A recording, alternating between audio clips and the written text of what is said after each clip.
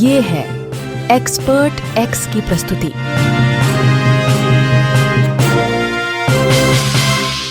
किराना की दुकान भारतीय परिवारों की जीवन रेखा किस तरह से है, आइए इसके बारे में विस्तार से जानें इस पॉडकास्ट में। किराना की दुकान एक भारतीय आर्थिक पहचान। सभी शहरों की अपनी एक आर्थिक पहचान होती है जो उनके वहां प्रचलित स्थानीय उद्योगों जैसे निर्माण कार्य, चीनी मिट्टी का कार्य, कांच की फैक्ट्रियां, मसाला बाजार, अंगूर बागान, शैक्षिक केंद्रों और प्रौद्योगिकी केंद्रों आदि पर निर्भर करती है। किसी भी भारतीय शहर और कस्बे में प्रचलित उद्योग से पृथक सभी भारतीय गलियां किराने की दुकान से चिह्नित हैं। वे एक मजबूत डोर की तरह हैं जिसने अड़ोस पड़ोस को एक साथ जोड़े हुआ है। वैदिक काल से ही किराना प्रणाली के प्रचलन से किसी को आश्चर्य नहीं होना चाहिए, क्योंकि भारतीय उपमहाद्वीप मसालों और अनाज का स्रोत रहा है। इतिहास दर्ज होने के बाद से ही वनस्पति विज्ञान और पाक विज्ञान अत्यधिक परिष्कृत हैं। कोई भी अंदाजा लगा सकता है कि किराना प्रकार की प्रणाली उतनी ही प्राचीन है जितना कि भारत का इतिहास। आश्चर्य की बात नहीं है कि यूरोपीय खोज और इतिहास भारत की खोज के साथ शुरू हुए हैं। आधुनिक आर्थिक प्रणाली के रूप में किराना एक दुकान से ज्यादा है, क्योंकि ये देश की जीवन रेखा को चलाता है, घरों को रसद बेचता है और सूक्ष्म आर्थिक गतिविधियों का केंद्र है। इन सूक्ष्म आर्थिक गतिविधियों का सम्मिश्रण उन बहुराष्ट्रीय कंपनियों के व्यवसाय का निर्माण करती हैं। भले ही ये किराना दुकानें छोटी अलग या अकेली लगे, किंतु ये गहरे बैठे बहु स्तरीय विपणन यानी ट्रेडिंग नेटवर्क का एक जन समूह है। एक सुदूर गांव में भले ही रेलवे स्टेशन या बैंक की शाखा न हो, लेकिन किराने की दुकान अवश्य होती है। इसकी राष्ट्र के लिए यही महत्ता है। सही मायनों में ये भारतीय आर्थिक प्रणाली की नींव का ईंट है। भारत की आर्थिक गतिविधियों का बैरोमीटर इन किराना दुकानों पर रहता है। किराना में कार्य की व्याख्या करने के लिए किसी को अर्थशास्त्री होने की आवश्यकता नहीं है। बच्चों के लिए टॉफी की छोटी सी खरीदारी से लेकर प्रसाधन सामग्री यानी कि साबुन मंजन आदि, डिब्बा बंद भोजन, मसाला और अनाज तक घर की जरूरत की हर चीज यहां आराम से मिल जाती है। अपने पड़ोस की हर पसंद और स्वाद का ख्याल करते हुए उनकी आवश्यकताओं को पूरा करती है। हालांकि व्यावसायिक तौर पर यह कम मुनाफे में गुजारा करता है, किंतु एक घर की रोजमर्रा की जरूरतों को स्थायी रूप से उपलब्ध करवाता है। राज्य और देश के वित्त मंत्रालय के गलियारों में जो कुछ कहा और किया जाता है वह सीधे यहां प्रतिबिंबित होता है, बल्कि किसी भी सामाजिक परिवर्तन और व्यवधान का प्रभाव भी इन पर पड़ता है। करों से ईंधन अधिशुल्क तक, किसान अशांति से चक्का जाम तक, सप्ताह के अंत से त्योहारों की छुट्टियों तक, ये सभी इनके लिए महत्वपूर्ण हैं। अर्थशास्त्रियों के लिए विपरीत पिरामिड एक सच है। किराना अर्थव्यवस्था को मजबूत बनाने से राष्ट्रीय अर्थव्यवस्था मजबूत होगी, क्योंकि ये आर्थिक पिरामिड में सबसे नीचे है। मांग और आपूर्ति की जानकारी। सही समय पर मांग को पूरा करने वाली आपूर्ति श्रृंखला किराना को चलाने का मूल मंत्र है। एक विपरीत आंकड़ा है जो मांग आपूर्ति के प्रबंधन में काम करता है। प्रत्येक किराना दुकान में एक अनोखा उपभोग ढांचा होता है और आपूर्तिकर्ता किराना मालिकों के साथ परामर्श करते हैं जो अपने विशाल अनुभव के कारण लोगों की वस्तुओं के प्रति प्रवृत्ति को जानते हैं। ये बहुमूल्य है और एक उत्तम मांग प्रबंधन सॉफ्टवेयर भी इस अव्यक्त ज्ञान यानी टैसिट नॉलेज की भावी सूचक परिशुद्धता यानी कि प्रिडिक्टिव एक्यूरेसी तक कोई नहीं पहुंच सकता। व्यवसाय के मामले में मालिक सबसे चतुर होते हैं। हालांकि किराना के बारे में पर्याप्त शैक्षिक अन्वेषण यानी रिसर्च नहीं किया गया है, लेकिन यह सर्वोत्तम व्यवसाय अभ्यासों के स्रोत है। वे लोग जो प्रबंधन की पढ़ाई करना चाहते हैं उन्हें प्रशिक्षण के तहत किराना की दुकान पर समय बिताना चाहिए। किराना का सामाजिक विज्ञान। अगर किराना दुकानें मजबूत होंगी तो भारत भी मजबूत होगा। हर भारतीय के लिए किराना एक अनिवार्य अंग है। वे न केवल आपूर्ति प्रदान करते हैं, बल्कि वे सामाजिक संपर्क का केंद्र भी हैं। आमतौर पर ये पारिवारिक व्यवसाय होते हैं जिसमें उनके कर्मचारी लंबे समय तक या अक्सर जीवन भर कार्य करते हैं। तो इसमें कोई आश्चर्य नहीं होगा कि कई पाठकों ने बूढ़े सेठ की जगह उनके बच्चों को दुकान का भार ग्रहण करते देखा होगा। यहां पर जो महत्वपूर्ण बात है समझने की, वह है समुदाय की निरंतरता। ये किराना मालिक समाज के साथ विकसित हुए हैं। साथ ही ये पड़ोस के सामाजिक और आर्थिक परिवर्तनों के साक्षी रहे हैं, जिसके परिणाम स्वरूप इन किराना दुकानों के पटलों यानी काउंटर्स के पीछे एक सामाजिक विज्ञान की समझ का खजाना बैठा है। ये मनोहर दुकानें नहीं हैं, बल्कि इसके बजाय ये एक उन्नत गोदाम से ज्यादा और कुछ नहीं। समय के साथ ये कुछ आगे आए हैं और खुद में कुछ हद तक तकनीकी बदलाव लाए हैं, जैसे बिजली, डिस्प्ले कैबिनेट, रेफ्रिजरेटर, खाने के सामान के अलावा सिम कार्ड, भुगतान डिजिटलीकरण और बैंकिंग इंटरफेस की सुविधा रखकर। अगर हम इन कीमती साइटों को बड़े बहु खुदरा स्टोरों यानी मल्टी रिटेल स्टोर्स में जाने देते हैं, तो ये समुदाय को गैर संवादात्मक और केवल रोबोट जैसे खरीदारी प्रदर्शित करने में विघटित कर देगा। उत्पादों को रखने की इनकी क्षमता। किराना की दुकान किसी भी बड़ी दुकान यानी सुपर स्टोर की तुलना में प्रति वर्ग मीटर अधिक वस्तुओं का ढेर रखती है। ये अपने ग्राहकों को विभिन्न नमूनों और सेवाओं द्वारा खरीदारी करवाने के कारण है। परिणाम स्वरूप उत्पादों की उपलब्धता की सीमा व्यापक है, हालांकि कम वस्तु सूची के साथ, क्योंकि यह विशेष रूप से पड़ोस की आवश्यकताएं पूरा करता है। उत्पाद के स्थान नियोजन यानी कि प्लेसमेंट का लचीलापन एक और फायदा है जो कि विशाल है और इसकी खूबी के रूप में इसको जाना जाता है। किराना दुकान में जगह पाने वाले राष्ट्रीय और अंतर्राष्ट्रीय ब्रांडों के अलावा स्थानीय उत्पाद विक्रेता भी आसानी से जगह पा सकते हैं। अगर ये बिकता है तो ये दोनों की जीत है। दूसरी तरफ यदि स्थानीय कुटीर उद्योग का कोई उत्पाद अपने आप को उन श्रृंखलाओं में रखना चाहता है तो ये प्रक्रिया खुद को पछाड़ने वाली होगी।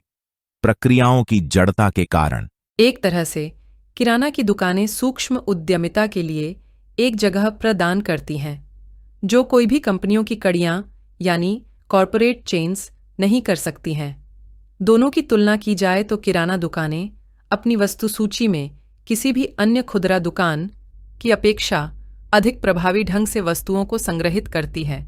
इसका मतलब है कि किराना दुकानें कम जगह पर संचालित होती हैं और इस तरह मूल्यवान अचल संपत्ति को घरों के लिए छोड़ देती हैं।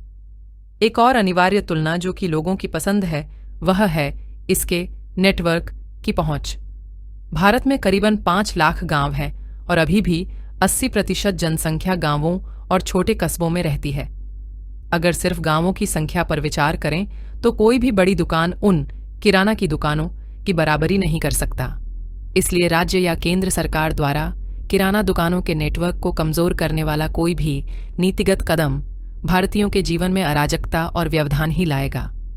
अपेक्षित व्यवधान दीर्घकालिक होगा और जनसंख्या की जीवन शैली को बदल देगा। सुपरमार्केट के रणनीतिकार अपनी सीमाएं जानते हैं कि वे देश की हर सड़क तक नहीं पहुंच सकते।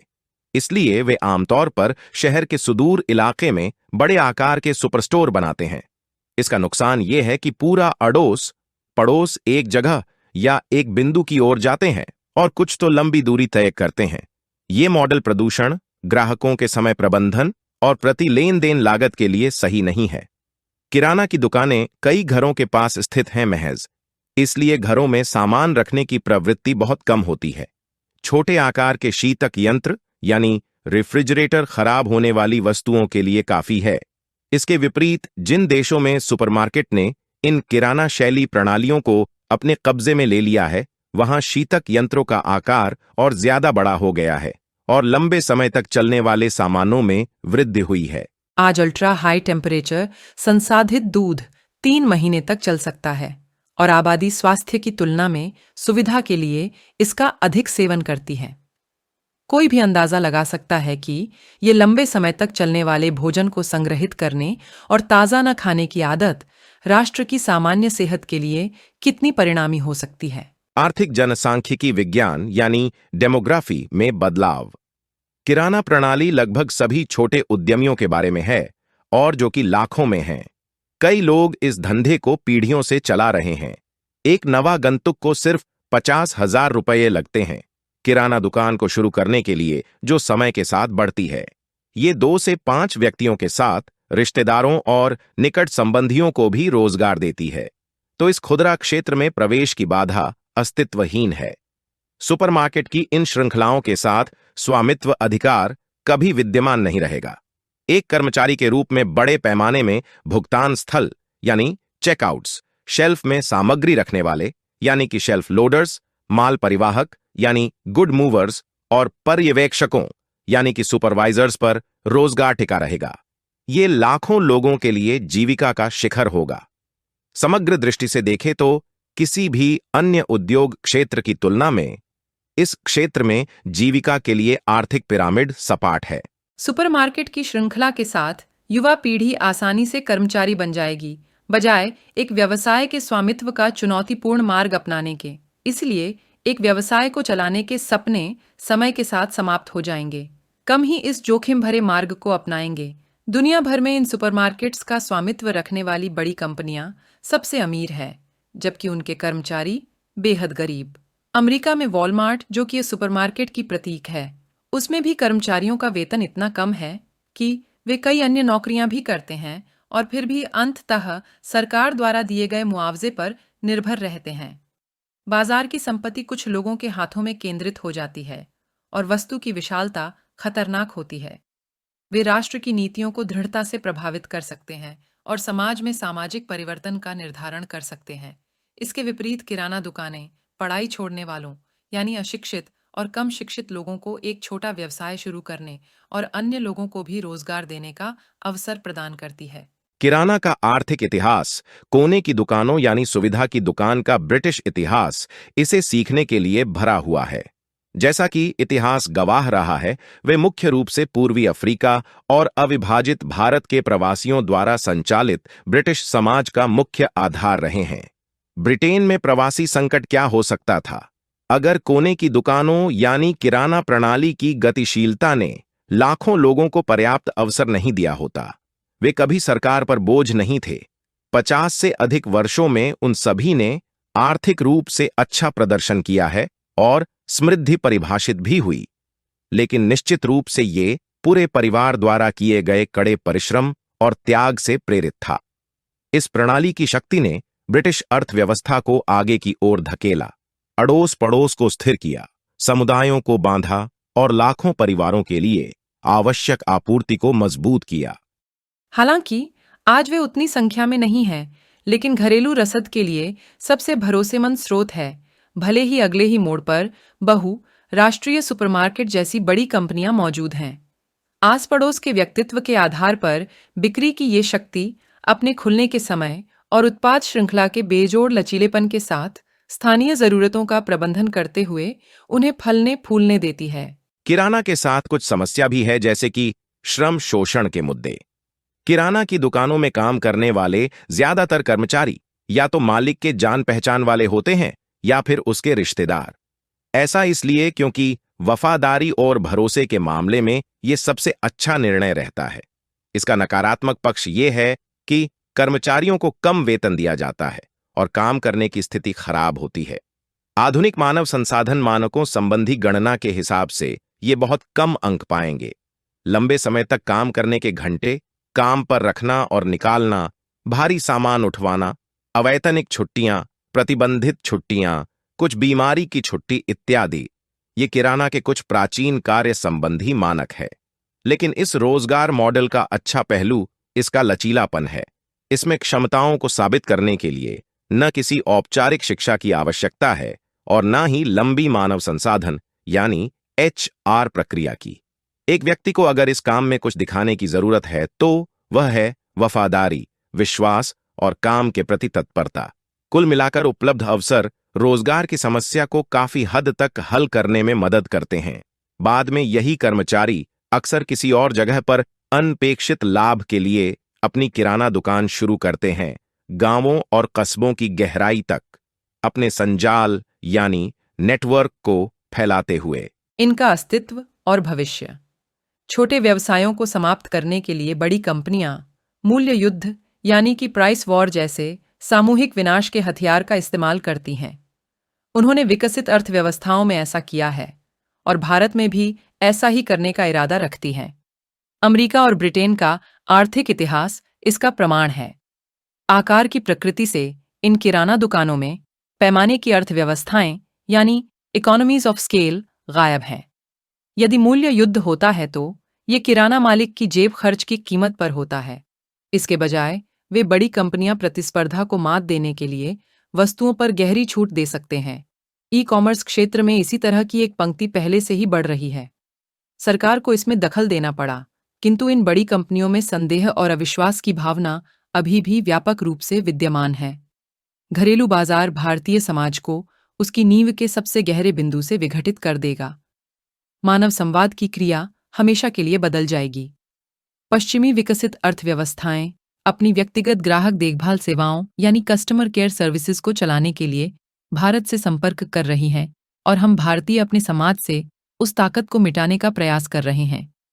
मुझे पूरा यकीन है कि बहुत से पाठकों को अपने स्थानीय किराना के मालिक और उनके कर्मचारियों के नाम याद है, लेकिन दुर्भाग्य से इन बड़े सुपर स्टोर्स के साथ ऐसा नहीं है जो एकाएक इतनी जल्दी देश भर में उभर चुके हैं।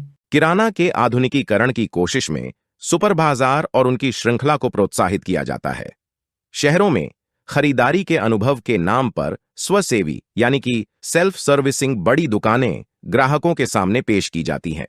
इसके बजाय आधुनिक खरीदारी एक स्वयं सेवा है। नाम पर्ची पर निर्भर डिब्बाबंदी उत्पाद को अपने बारे में खुद ही बोलना होता है। संदेह की स्थिति में दुकान के कर्मचारियों के पास खरीदारी में मदद करने के लिए कोई विवरण या प्रेरक बातें नहीं होती। आमतौर पर किराना के मामले में ऐसा नहीं होता है। ग्राहक स्पष्टीकरण ले सकता है, सलाह ले सकता है और कई मामलों में समीक्षा भी प्राप्त कर सकता है। ये पारस्परिक प्रभाव यानी इंटरैक्शन और खरीदारी की आदत ही बाजार को गतिशील बनाती है। किराना के शेल्फ पर सुपर स्टोर्स की तुलना में अधिक वस्तु की किस्में अपना स्थान पाती हैं। उदाहरण के लिए यूके और यूएस में सबसे बड़े सुपरमार्केट में कच्चे चावल की केवल 3 किस्में हो सकती हैं और वह भी संकुलित यानी कि पैक्ड। ग्राहक उसे स्पर्श, महसूस या सूंघ नहीं सकते, जो कि चावल की गुणवत्ता का पता लगाने के लिए जरूरी होता है। जबकि भारत में एक किराना में इसकी अधिक किस्में होंगी और ग्राहक उनकी गुणवत्ता का मूल्यांकन करने के लिए उन्हें सूंघ और महसूस कर सकते हैं। अक्सर दुकान के मालिक या कर्मचारी चावल की उम्र, उपलब्धता और व्यक्तिगत अनुभव जैसी अतिरिक्त जानकारी के साथ सहायता करते हैं। अतः किराना दुकान पर खरीदारी का निर्णय विशेषज्ञता और मैत्रीपूर्ण व्यवहार पर आधारित है। किराना में सुपरमार्केट की कुछ उपलब्ध पैकेटों की तुलना में सबसे महत्वपूर्ण लचीलापन है। खरीदारी को रुचि के अनुसार आकार में बनाना। गरीबी से लड़ने और जलवायु परिवर्तन में खाद्य अपशिष्ट यानी कि फूड वेस्ट गंभीर चिंता का विषय है और सुपरमार्केट इस मुद्दे में गंभीर दोषी हैं। इसलिए घरेलू खुदरा क्षेत्र में सुपरमार्केट की श्रृंखलाओं को बढ़ावा देकर हम भारत के सांस्कृतिक ताने बाने को अमानुषिक यानी कि डिह्यूमनाइज बनाने की कोशिश कर रहे हैं, जो कि एक वास्तविक ताकत है जिस पर इस राष्ट्र का अस्तित्व टिका हुआ है।